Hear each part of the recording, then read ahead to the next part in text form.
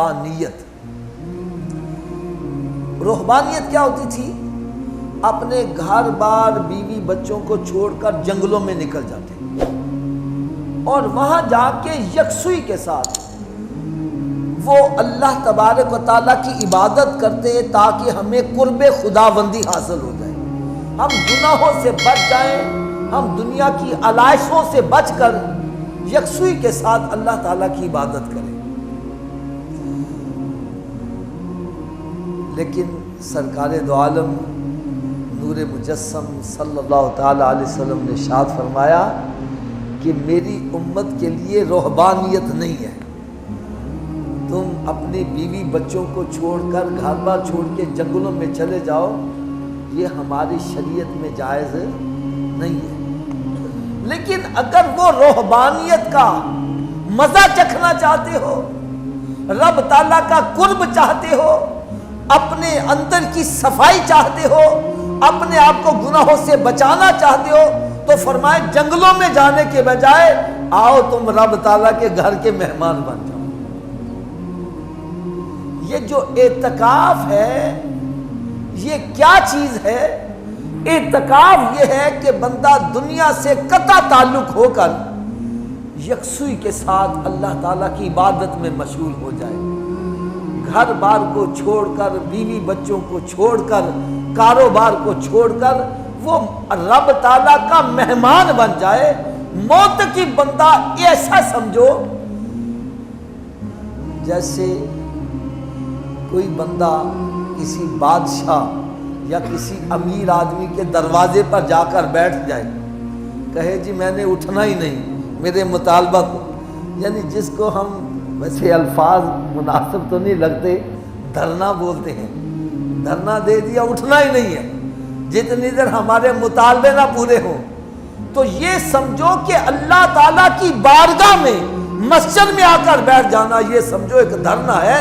ہم یا اللہ بیٹھے ہوئے ہیں، ہم اتنی دیر جائیں گے نہیں جتنی تو ہماری بخشش نہیں فرما دے گا، یا اللہ ہماری عاقبت درست نہیں کر دے گا، یا اللہ تمہاری اصلاح نہیں کر دے گا۔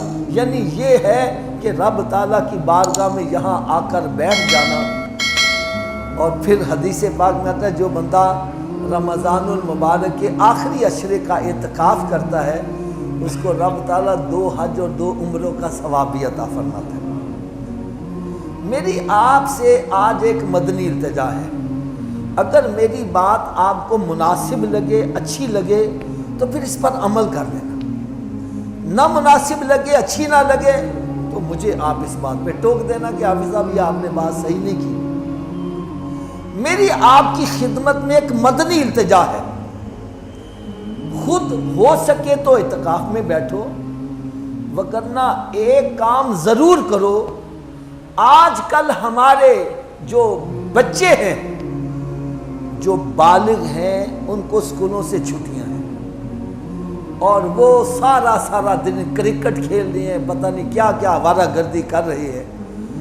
میری آپ سب سے مدنی التجا ہے، جو بالغ بچے ہیں، سمجھدار بچے ہیں، ان کو آپ اعتکاف میں بٹھاؤ اور کوشش کرو ایسی مسجد میں بٹھاؤ جہاں اعتکاف میں بیٹھنے والوں کی تربیت بھی کی جاتی ہے۔ اس کا ایک فائدہ تو یہ ہوگا، ہمارے بچے جو ہیں ان کو بنیادی چیزوں کا ہی پتہ نہیں ہے، 6 کلمے یاد نہیں، ایمان کی صفتیں یاد نہیں ہے، غسل کا طریقہ نہیں ہے، وضو کا طریقہ نہیں آتا۔ یار اعتکاف میں بیٹھ جائیں گے، کم از کم یہ بنیادی چیزیں تو سیکھ لیں گے۔ دوسری بات یہ ہے کہ جب ان کو صحبت نیک لوگوں کی ملے گی تو امید کی جا سکتی ہے کہ اللہ تعالیٰ ان کو نیک بنا دے گا۔ یہ ایک کوشش ہے نا۔ دیکھو میری بات سنو، اگر ہم اپنے بچوں کو اسکولوں سے، کالجوں سے چھٹیاں کروا کے اعتکاف میں نہیں بٹھا سکتے، یار آج تو ہے ہی چھٹیاں ان کی، تو ان کو پکڑ کے یہاں بٹھاؤ۔ اور میرا جو ذاتی ایک تجربہ ہے، تجزیہ ہے، میں سمجھتا ہوں آج کے دور میں جس کی اولاد نیک ہے، ماں باپ کے لیے دنیا ہی جنت ہے۔